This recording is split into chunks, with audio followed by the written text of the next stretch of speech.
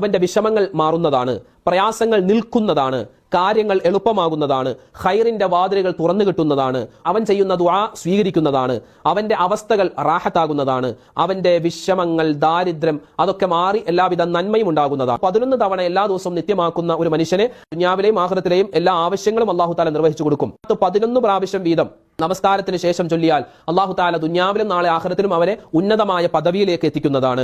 ഒരാൾ ഒരു ആവശ്യ നിർവഹണത്തിന് വേണ്ടി 100 വട്ടമാണ് ഈ സ്വലാത്ത് ചൊല്ലുന്നതെങ്കിൽ അല്ലാഹു തആല അവന്റെ ആവശ്യങ്ങൾ പൂർത്തീകരിച്ചു കൊടുക്കുന്നതാണ്. ഇങ്ങനെ നേട്ടം മഹാനായ യൂസുഫ് നബഹാനി റഹ്മത്തുള്ളാഹി അലൈഹി അഫ്ളലുസ് സ്വലവാത്തി അലാ സയ്യിദിസ് സാദാത്ത് എന്ന കിതാബിൽ, അതുപോലെ ഖസീനത്തുൽ അസ്റാർ എന്ന കിതാബിലൊക്കെ നിരവധി മഹത്തുക്കൾ രേഖപ്പെടുത്തിയിട്ടുണ്ട്. അല്ലാഹുമ്മ സ്വല്ലി സ്വലാത്തൻ കാമില വസല്ലിം സലാമൻ താമ്മൻ അലാ സയ്യിദിനാ മുഹമ്മദിൻ അല്ലദീ തൻഹല്ലു ബിഹിൽ ഉഖദ് വതൻഫരുജു ബിഹിൽ ഖുറബ് വതുഖ്ലാ ബിഹിൽ ഹവായിജു വതുനാലു ബിഹിർ റഗായിബു വഹുസ്നുൽ ഖവാതിമി വയസ്തസ്ഖൽ ഗമാമു ബിവജ്ഹിഹിൽ കരീം വഅലാ ആലിഹി വസഹ്ബിഹി ഫീ കുല്ലി ലംഹത്തിൻ വനഫസിൻ ബിഅദദി കുല്ലി മഅലൂമിൻ ലക്.